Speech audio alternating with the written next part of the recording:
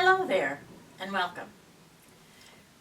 Well, the first technique I might employ is one that's pretty obvious and I think people are attempting and using to some degree, and that is the flipped classroom. In other words, the instruction takes place outside the classroom and the homework takes place inside the classroom. Now, how does this happen? Well, if you're a goofball like me, you're perfectly okay with making videos for the kids to watch online before the classes. So you might have 5 or 10-minute instructional videos for the work that you guys are going to do, and then when the students come in, you'll have some sort of handout or hand item that you deliver to the students, and then they do the work with you in the room so that you can watch them do it. Now, there's some downsides to this that I see immediately. One of them is some people really don't like, to have their picture taken. I hate having my picture taken. I hate it. I hate it so much. Some people are really shy about being videotaped and about doing this sort of thing. Some people are not naturally inclined to want to plan stuff in this way. So I understand that some people will immediately cast this off. But if it kind of intrigues you, I think you should give it a try. So especially if you're doing something where students are going to have to build on skills. In other words, they're going to have to develop this one skill first, and then the second, and then the third.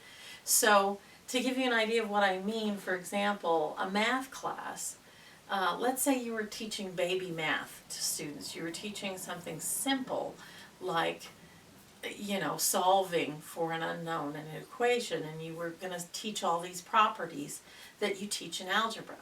Well, you know that the books, almost all the curricula that's out there, regardless of what publisher it is substantively built from one skill to the next so that both skills apply, which is great. That means you can spend a short amount of time solving the problems, or even maybe looking at videos that other instructors have done where it shows the solving the problems, and then you create the handout that the kids are going to do in the class.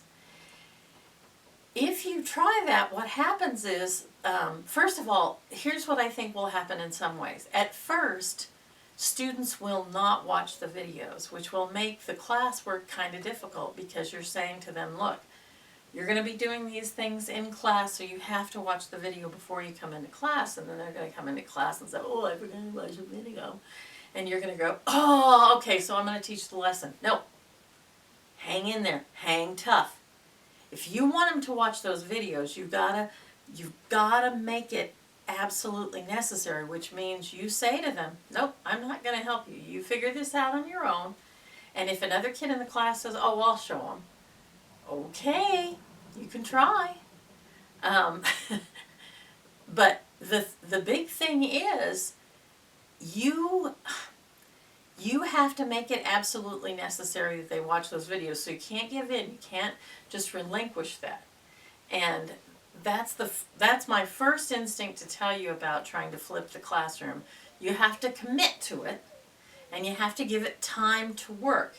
Because if you commit to it and you give it time to work, you're more likely to experience success in that scenario. Okay? That's it for today. I'm going to talk about some other ways that you can kind of ameliorate this or do a variation of this in future weeks, but that's one way that you can deal with this idea of kids getting the homework assignment, and then when they go back home or to their rooms or wherever they go to do homework, just going online and making the AI do it, okay, or the machine do it. That's not what you're there to teach them. You're to teach them how to do it themselves in case they don't have a machine to do it for them. Furthermore, it's a good idea to have some skills. We all know that, and even kids know that. Believe me, they do, whether they admit it or not.